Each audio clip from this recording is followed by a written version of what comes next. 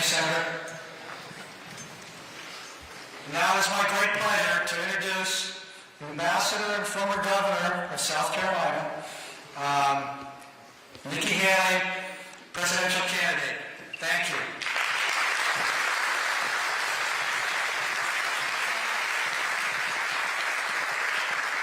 Thank you. It's great to be back in the Granite State. Chuck, it's good to see you again. I will tell you, literally, I've seen you everywhere I've gone. So do you want to come up and give my speech? Because you probably could. You probably could. Kelly, it's great to see you again. You guys have a tough choice. These are two good people, and you are blessed. That's what I will tell you.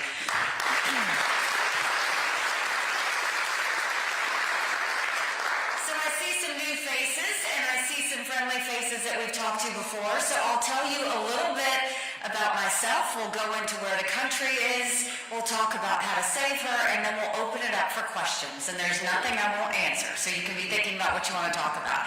I was born and raised in a small southern town in South Carolina, 2,500 people, 2 stoplights. You couldn't think about doing something wrong without somebody already telling your mom. My mom started a business out of the living room of our home. 30 plus years later, it was a successful company. I started doing the books for the family business when I was 13. It wasn't until I got to college that I realized that was child labor.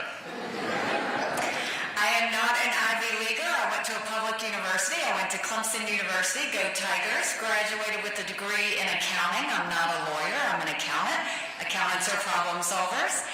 And went on and worked in the corporate world. And then I came back home to the family business. And one day I happened to be sitting with my mom, telling her how hard it was to make $1 and how easy it was for government to take it. And my mom said, quit complaining about it, do something about it. I didn't know you weren't supposed to run against a 30-year incumbent in a primary. Truly, ignorance is bliss. I had never been political. But once we realized he was related to half the district, the only option was to win. So I went around the district and said, we've got way too many lawyers at the State House. I think they need a really good accountant. And the district took a chance on me, and we won. And we got to work at the State House. Now, in South Carolina, a lot of things were passed by voice vote. All in favor, say aye. All opposed, nay. The ayes have it. But one day, the legislature passed themselves a pay raise. All in favor, say aye. All opposed, silence. The ayes have it, yet to this day, you can't find anyone that says they voted themselves a pay raise. I was furious because we had a Republican House, a Republican Senate, and a Republican governor. So I filed a bill that said anything important enough to be debated on the floor of the House or the Senate is important enough for people to know how their legislators voted. And the Speaker of the House said, put the bill away. We don't need to have it. We will decide what the public needs to see and what they don't. And to sum it all up, after having been in the House for 4 years, when I didn't put the bill away, they stripped me of everything. I lost all my seniority. I was stripped off of all of my committees. So I ran for governor. And I'm proud to say one of the first bills we signed into law when I became governor was now in South Carolina, anything debated on the floor of the House or the Senate requires a legislative vote on the record, and we took it a step further and did it on every section of the budget. And I love music, so on the day of that bill signing, we blasted throughout the State House, Pat Benatar's Hit Me With Your Best Shot. When I became governor, South Carolina was hurting. We had 11% unemployment. We had thousands of people on welfare, and South Carolina was the butt of the jokes. And so we got to work. By the time I left, we were building planes with Boeing. We were building more BMWs than any place in the world. We brought in Mercedes-Benz. We brought in Volvo, 5 international tire companies, and they were referring to us as the beast of the Southeast, which I still love. We moved that 11% unemployment down to 4%. We moved thousands of people from welfare to work. And we acknowledged a truth. I said, if you've got to show picture ID to buy Sudafed, if you've got to show picture ID to get on a plane, you should have to show picture ID to protect the integrity of the election process. And we passed voter ID in South Carolina.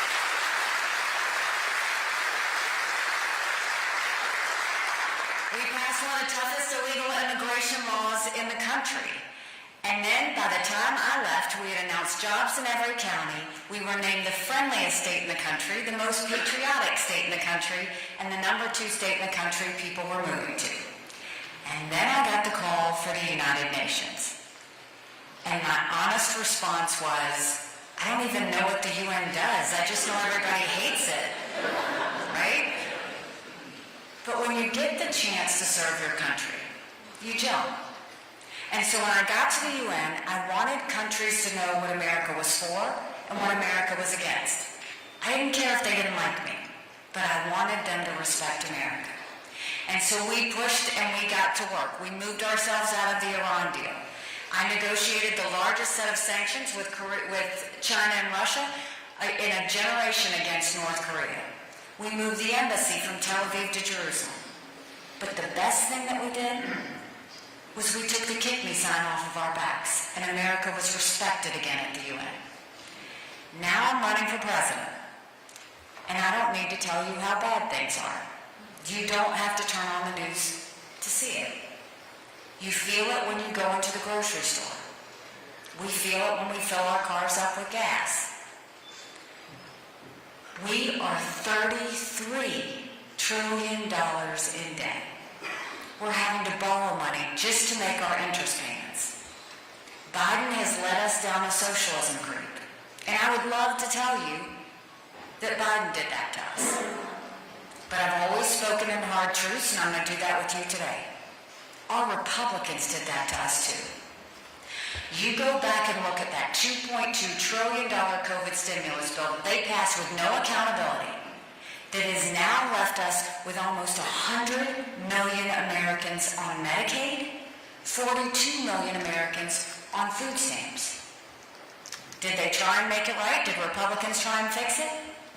They opened up earmarks and pet projects for the first time in 10 years. Passing through 7,000 of them last December. Want to know how they spent your money? $30 million on an honors college in Vermont. $10 million to tear down a hotel in Alaska. $7.5 million on a courthouse in Colorado. And the list goes on. The 2024 appropriations budget just came out. Republicans put in $7.4 billion worth of pet projects and earmarks. Democrats put in $2.8 billion. Now you tell me who the big spenders are. All while 1 in 6 American families can't pay their utility bill. 60% of Americans are living paycheck to paycheck. 50% of American families can't afford diapers. Social Security will go bankrupt in 10 years. Medicare will go bankrupt in 8. Then you look at our education system. Everybody wants to blame COVID for education. We had problems with education before COVID. Pre-COVID, 67% of 8th graders in our country were not proficient in reading or math. Think about that. A couple of months ago, it comes out over 80% aren't proficient in history or civics. And now 2 weeks ago, they say our 13-year-olds are scoring at the lowest levels we've seen in decades in reading and math. It's a problem. And then you look at the border. And I will tell you, I've been to the border. I didn't pull a Kamala and go and come back. I went 400 miles down that border. You're not ready for what I saw. Mounds of clothes, mounds of shoes, paraphernalia, rape areas that the women and girls have to walk through. When you get up in the morning, you get your coffee and you watch the news. When these ranchers get up in the morning, they get their coffee and they go see if anyone died crossing the fence. They pick up whatever little kids were left behind and they turn them over to Border Patrol. I met with multiple sheriffs and they said before 7 a.m., they round up as many illegal immigrants as they can find. They turn them over to Border Patrol. Border Patrol documents them and releases them until their court date years from now. And when I asked Border Patrol about their job, they said, you want to know what we do? We're glorified babysitters. They don't let us do our job. 5.5 million illegal immigrants have crossed that border. We had enough fentanyl cross the border last year that would kill every single American. #1 cause of death, of adults 18 to 45, fentanyl. And don't think for a second China doesn't know what they're doing when they send it over.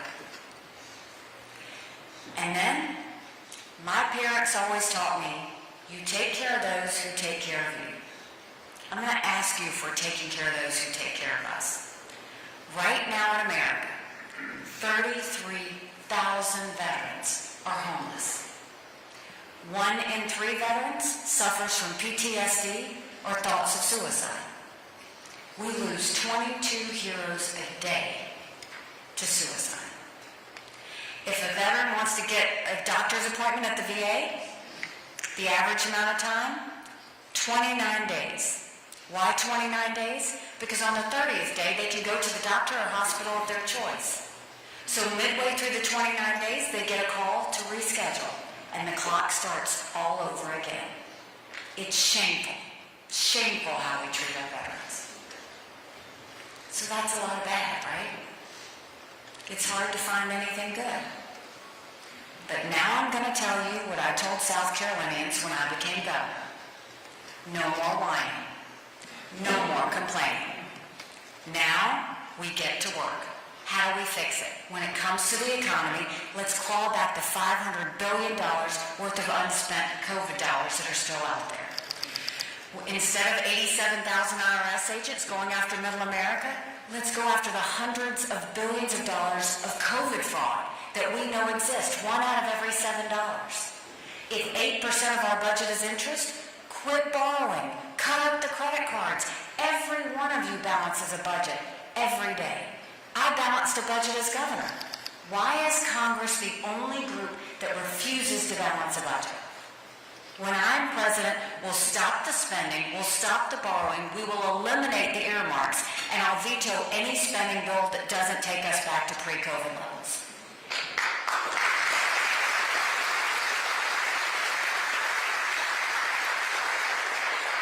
And then we will go. Presidents typically meet with their governors once a year. I'll meet with our governors once a quarter. And the sole focus will be, we will take all the programs that we can from the federal government and pass them down to the states. That way you're reducing the size of the federal government and you're empowering the people on the ground. We'll be more efficient and more effective. We'll pay down debt and we'll fill our coffers again.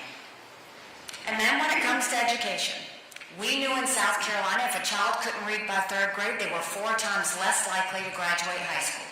So we started holding our kids back. We put them in reading remediation programs. We brought in their parents, and we set them up for success. We've got to do that all across our country. We've got to get our kids reading, or we're going to be in a world of hurt 10 years from now.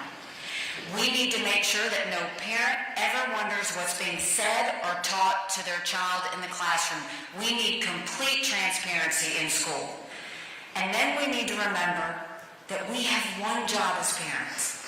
And that's to make sure that we help our kids as much as possible.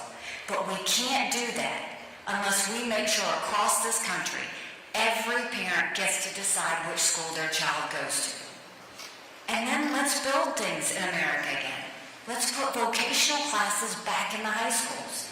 In South Carolina, we had apprenticeships all over our state. We had our children learning how to build the things we were making.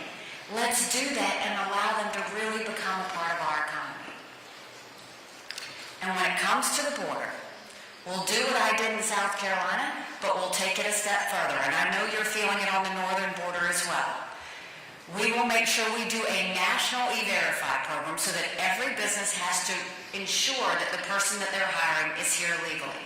We will defund sanctuary cities once and for all. It's got to happen.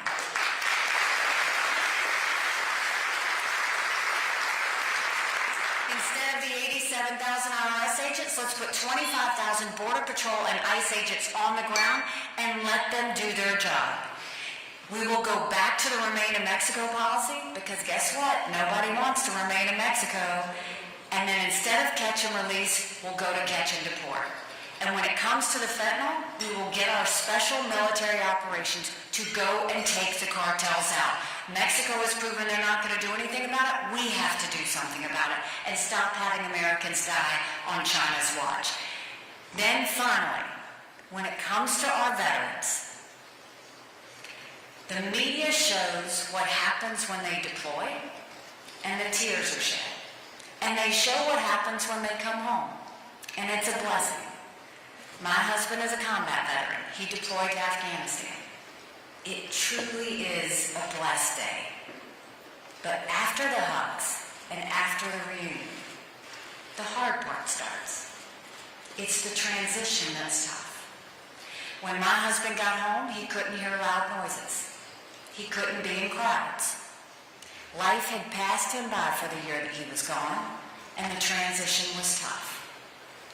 We can't just love our military men and women when they're gone. We have to love them when they come home too. It's important. Let's help them with that transition. Let's do telehealth so that we can give them the mental health care they need right when they need it. Let's let them go to the doctor or hospital of their choice. They've earned that right. When it comes to GI benefits, let's let them use it on things other than education. Let's make sure their spouses are taken care of, because so many veterans wonder how their spouses' health care is going to be taken care of. And when it comes to veteran health care, the one way we'll take care of it is we'll make sure every member of Congress has to get their health care from the VA. And you watch how fast it gets fixed.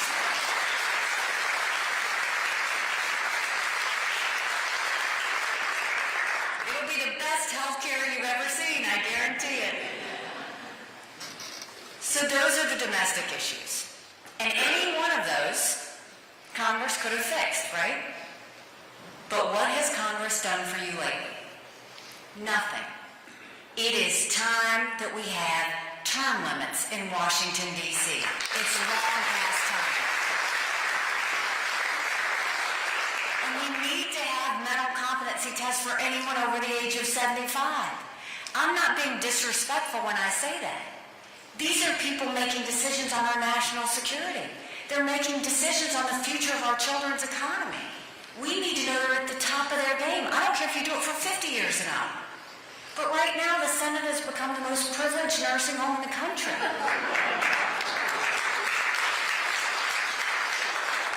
We all know young and vibrant and effective 75-year-olds. And then we know Joe Biden. We have to start moving these people along. And when it comes to our national security, did you ever think we'd look at the sky and see a Chinese spy balloon flying over us? It's a national embarrassment. You've got Russia invading Ukraine, you've got Iran building a bomb, you've got North Korea testing ballistic missiles, you've got China on the march. But make no mistake, none of that would have happened had we not had that debacle in Afghanistan. The idea that my husband and his military brothers and sisters had to watch America leave Bagram Air Force Base in the middle of the night without telling our allies who stood shoulder to shoulder with us for decades because we asked them to be there. Think about what that told our friends. More importantly, think about what that told our enemies. And now you've got the biggest threat of all. China has been preparing for war with us for years. And that's not me being dramatic. They're already here. They've already infiltrated. They bought 400,000 acres of U.S. soil, most recently near Grand Forks Air Force Base, where our most sensitive drone technology is. They bought the largest pork producer in our country.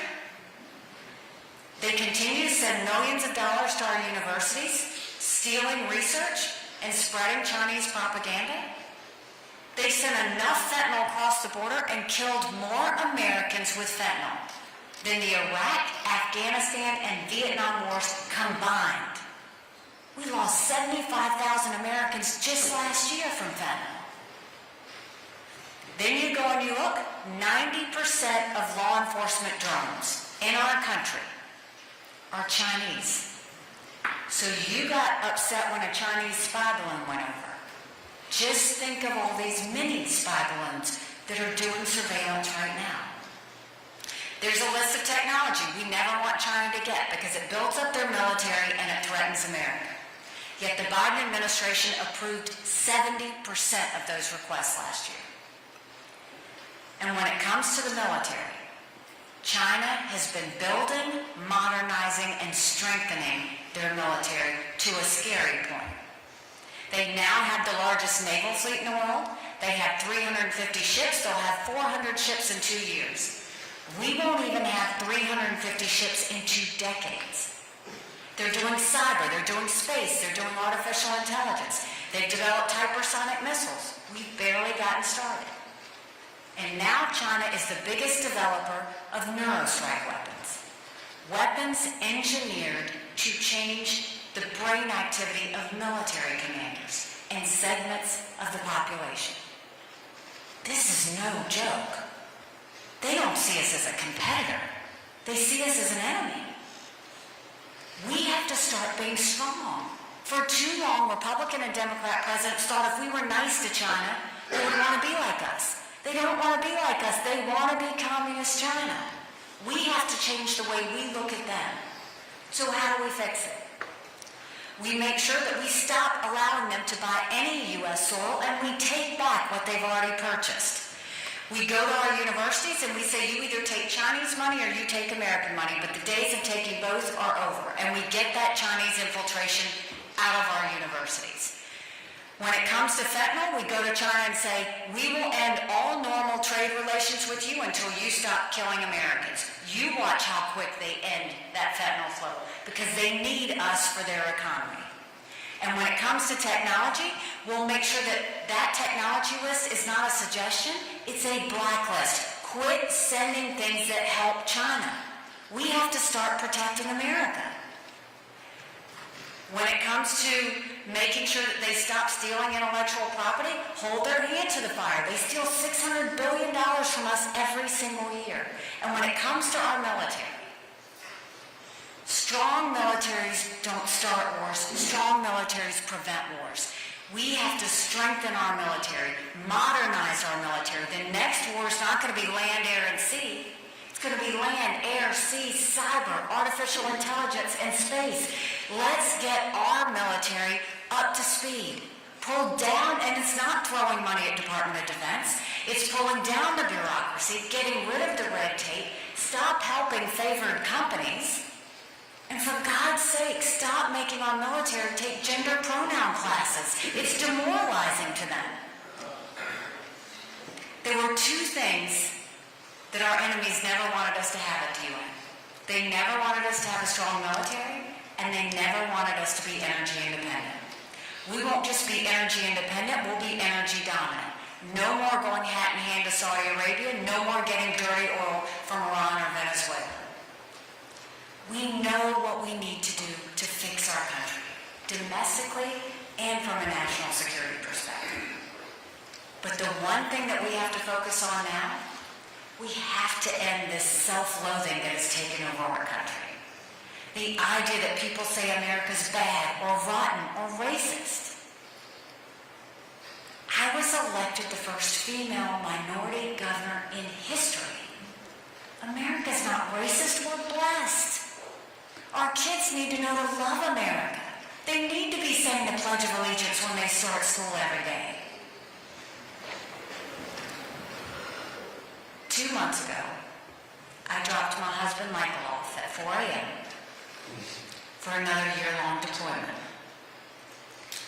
And I watched him and 230 soldiers pick up their 2 duffel bags of belongings to go to a country they've never been. All in the name of protecting America. They're willing to sacrifice their lives and their families because they still believe in this amazing experiment that is America. So if they're willing to fight for us there, shouldn't we be willing to fight for America here? Because we have a country to save.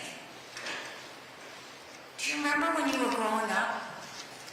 How simple life was? How safe it felt? It was about faith, family, and country. Your parents raised you to be responsible individuals.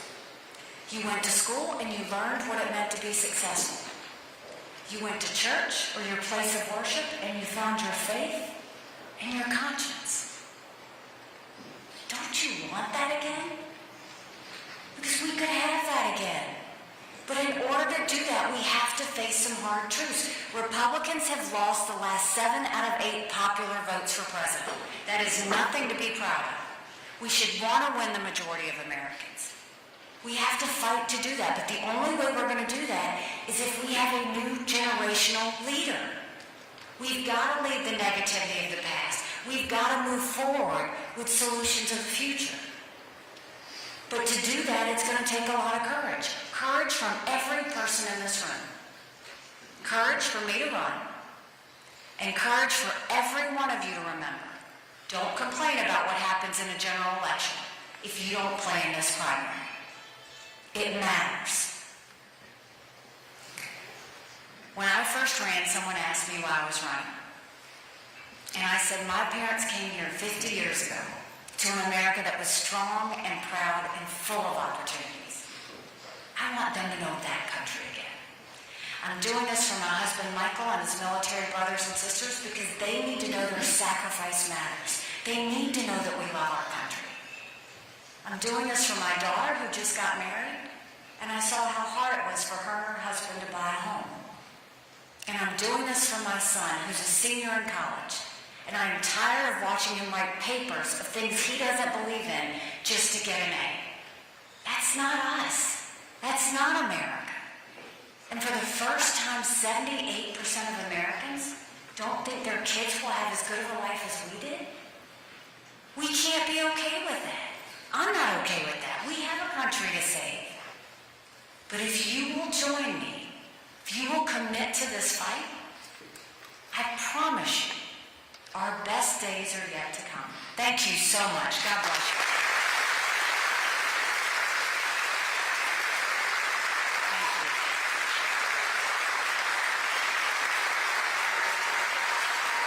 Thank you so much.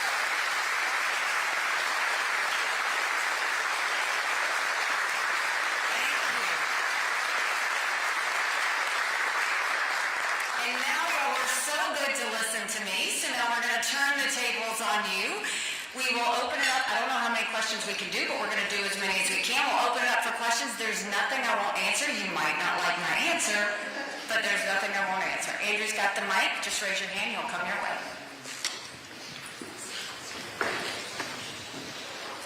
Okay, got 3 questions I could ask you about. Oh, can you start with one and we'll get to everybody? Yeah, no. So you brought up limitations on of Congress, the amount of time that you're able to serve. This is a platitude kind of, I think, that we hear every 2 years, especially from congressmen. You can't write legislation, you can only sign it in, so it's really up to Congress. They never pass anything like that. 100 years ago, when we set the number for 435, there's about 100 million people in the United States. We now have 1/3 that level of representation. I don't want to make government bigger, but government is getting bigger. I just get less representation. What would you think about just tripling the size of Congress? Oh, seriously? Oh my goodness. And they have less access to lobbyists then. So, first of all, I would never want to see that happen. And the reason is, it's such a scrum right now. I mean, look at what they're doing with the budget. But what the answer is I know that Congress is the only one that can do legislation, but this is how you do it. We do it from the outside in. Anybody that decides to run for office, incumbent or otherwise, has to sign, led by the president, a term limits pledge. That way you will know exactly who signed it. We'll make sure every member of Congress either signs it or doesn't. It's their choice. And then from there, the people decide. All of a sudden it becomes a debate. And then you hold them to it because you know what that term limit is. We can do this from the outside in. We don't need to do it from Congress out. They represent us. It is time for government to work for the people and not the other way around. The other thing is inside our agencies. You know, when I was governor, one of the first thing I did to clean up government was you control what you can control first. I replaced the head of every agency, whether they were doing a good job or not. I replaced the head of every agency to freshen it up. Then I sent people into every agency to clean it up, to pull down old programs, to pull down red tape, to get rid of problem children. And then I gave them benchmarks they had to hit every 90 days to show the people that they were working for them. When it came to spending, they went and they would always spend as much as they could because they were worried they wouldn't get the same amount the next year.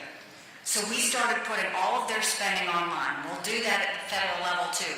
And then I incentivized them to give money back to the taxpayers. They started competing with each other. And all of a sudden you had agencies remember that they worked for the people and not the other way around. And when it comes to people in those agencies, no one should hold a position longer than 5 years. We should rotate them. That way it makes for a better employee and it keeps from power fiefdoms from happening. So let's start, and then when we move those programs from the federal government down to the state level, you're reducing the size of government. But instead of adding members to Congress, how about if we made them do their job? They have got to start working. You hear all of this about closing down, shutting down government. They don't get to decide that. Their job is to keep government open. Their job is to cut spending. Their job is to get it done. Get in a room and figure it out. But do not play games with the American people or the taxpayers. And I will tell you, if they shut down, and we're going to take it a step further, if they don't balance a budget, they don't get paid. They don't get paid. No one gets paid if you don't do their job. Neither should members of Congress. You said that the agency, people in the agency wouldn't serve longer than 5 years, so I assume that you mean appointed people?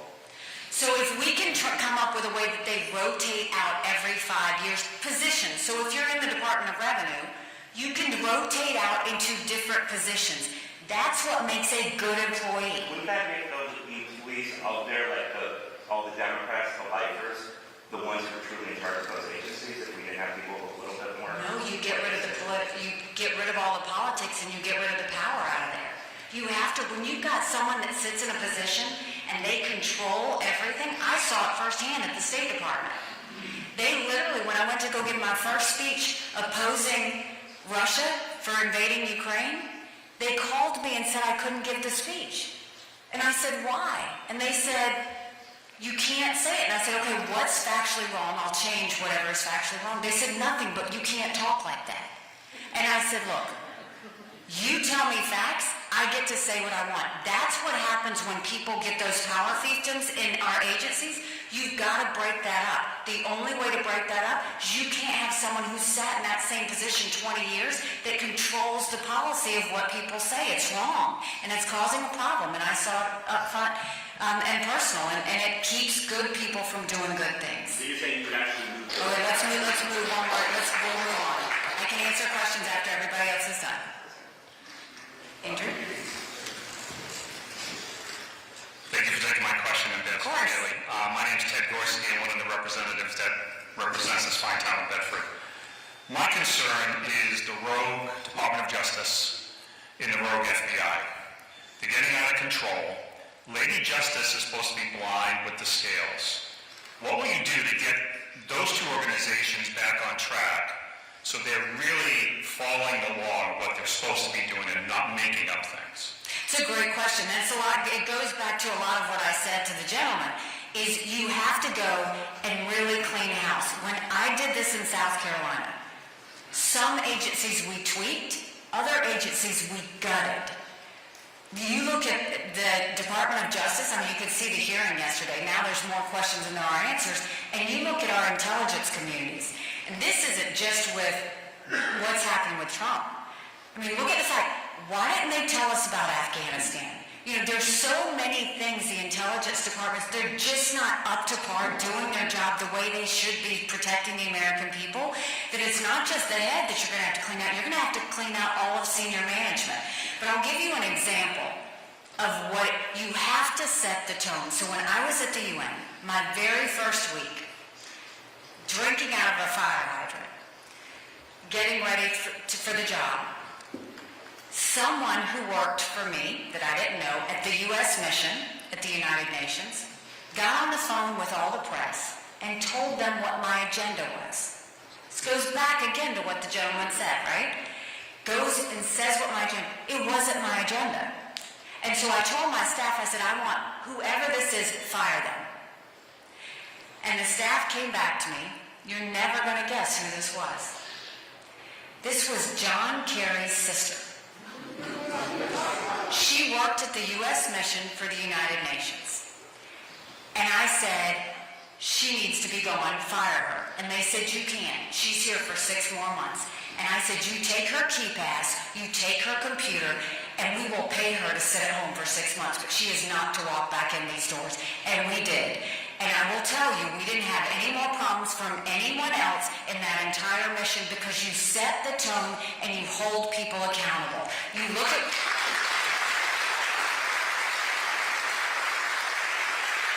You look at what happened, whether it's our intelligence agencies, whether it's Department of Justice, heads need to roll over what has happened. But no one is paying the price for it. If you don't make examples of people, they will keep doing it. It starts with the tone at the top and really cleaning out those agencies so that they know we're watching, we're waiting, and we're not afraid to fire you, even if it means you're sitting at home getting a paycheck. Yes. Hi, my name is Lisa Ford. I want to thank you for being here. You were fantastic at the debate in Milwaukee. Thank you. And I wanted to... It happens to be the headquarters of the company I work for, MGIC, which is a mortgage insurance company. We help millions of Americans get into homes with less than 20% down. As you know, we have a huge housing crisis, so I'm curious to hear your thoughts on how we can incent builders to build more homes, how we can solve this housing crisis and the inventory problem. Well, thank you. You know, I'll tell you at the debate, you never know what you're going to get because you don't know how the moderators are going to be. You don't know what questions they're going to ask, and you don't know the chemistry on the stage. But I love the fact that Americans can see all of their options side by side. I think it's just always a great event, and we're looking forward to the one next week as well. It's a real issue what's happening with housing in general. So on one side, you've got interest rates that are way above 7.5%.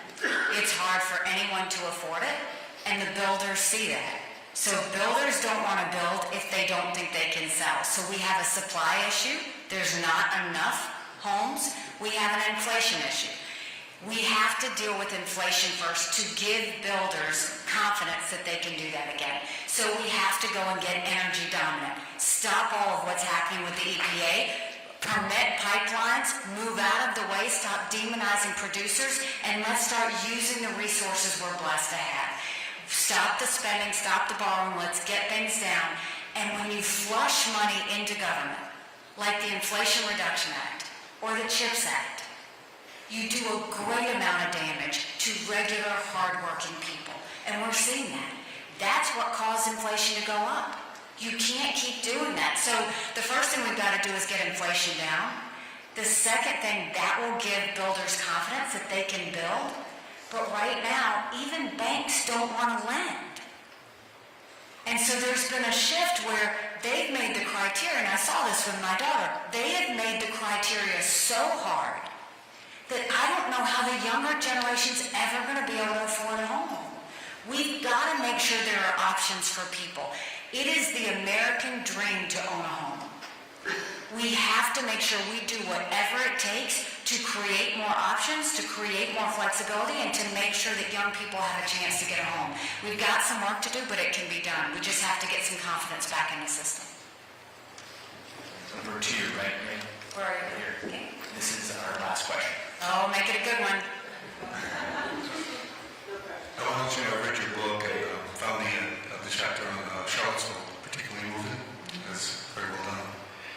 For the most part, we agree on just about everything, but I do have one question. Sure. You know, we engineered the situation in Ukraine back in 2014, and so I want to ask you why we want to take over $100 million of our kids' and grandkids' money to support a man who has shut down Russian Orthodox churches, who's shut down voting in the country, and in spite of what they did in Brazil with Bolsonaro, what's going on with Orban, trying to put Trump in jail, the nationalists are in trouble. Why do you want to push for Ukraine right now?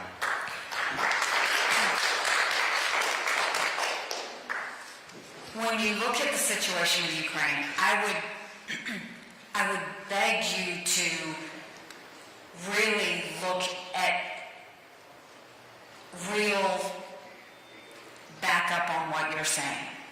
And the reason why I'll tell you that is it worries me when you say that because the Russians are winning. The disinformation that the Russians have spread all over the internet about this war is dangerous. Why should we care about Ukraine? First of all, you always have to have a president with moral clarity.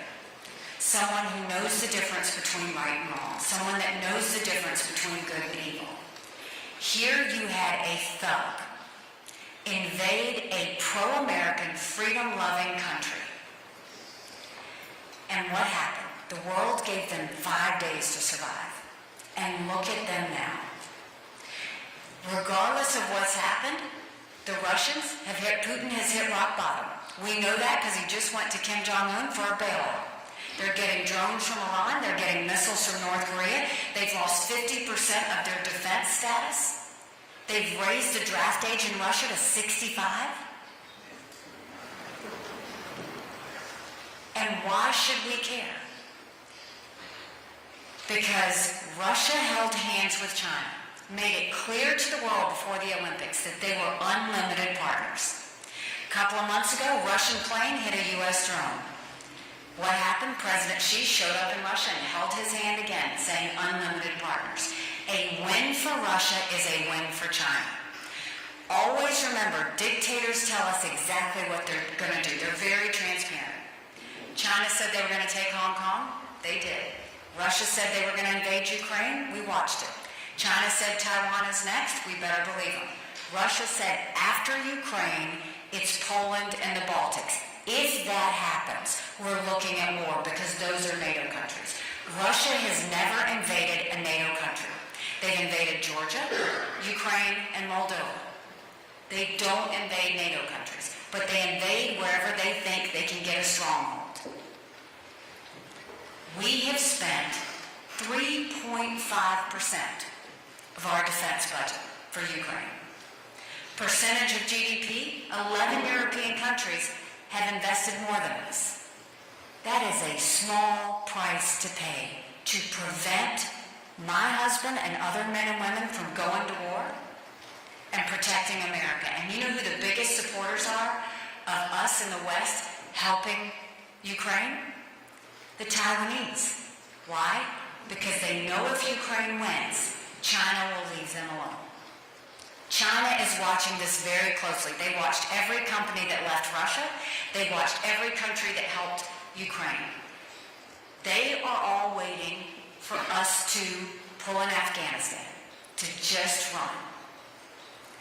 This does not need to be a long war. We should never want long wars.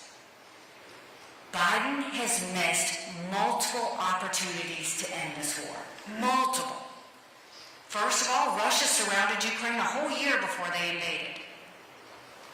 Trump had it to where ammunition and equipment was going to Ukraine in March of that year. Biden stopped it because he didn't want to bother Putin. There was more equipment and ammunition Trump had scheduled to go in June of that year to help Ukraine. Biden pulled that back too because he didn't want to upset Putin. And when they saw Afghanistan, that was the green light that every one of our enemies needed to see to know that America didn't have the spirit or the guts to fight for anyone else. We should never be so arrogant to think that America doesn't need friends. The latest chance to end that war that we could have done at the NATO meeting, Biden should have led the charge to invite Ukraine into NATO. According to Article 5, we wouldn't have had to do anything else. No money, no troops on the ground, nothing more than we're already doing. Why would that have mattered? It takes a long time to get into NATO. The processing, the time, the vetting, all of that takes a long time. So it wouldn't happen quickly. But what would have happened quickly? Because Russia's never invaded a NATO country, it would have caused Putin to say, we've got to look at an exit strategy. It also would have caused Zelensky to go back to Ukrainians and say, we're going to get invited into Ukraine. We need an exit strategy. We missed it. The goal is, how do we make sure that nothing happens, that Putin doesn't win? Because if Russia wins, China wins. And And let me tell you, China is waiting to move, and we can't allow that to happen. I want to thank you for taking the time to listen to me. I will leave you with this. When I ran against that longest-serving legislator in a primary, people laughed at me. And I got to work, and I earned their support, and we won. When I ran for governor, I actually ran against a lieutenant governor, an attorney general, a very popular congressman, and a state senator. I was Nikki who. I had 3% in the polls. I had the least amount of money. But I worked South Carolina like no one else, and we won. When I got to the United Nations, they said I didn't have enough experience. And I got to work and took the kick me sign off of our backs. I have been underestimated in everything I've ever done. And it's a blessing because it makes me scrappy. No one's going to outwork me in this race. No one's going to outsmart me in this race because we have a country to save. So if you like what I had to say today, go tell 10 people. Tell them to go to NikkiHaley.com. Tell them to volunteer. Tell them to give $5, $10, $25 today. If you don't like what I've had to say today, shh. Just don't say anything and don't tell anyone you were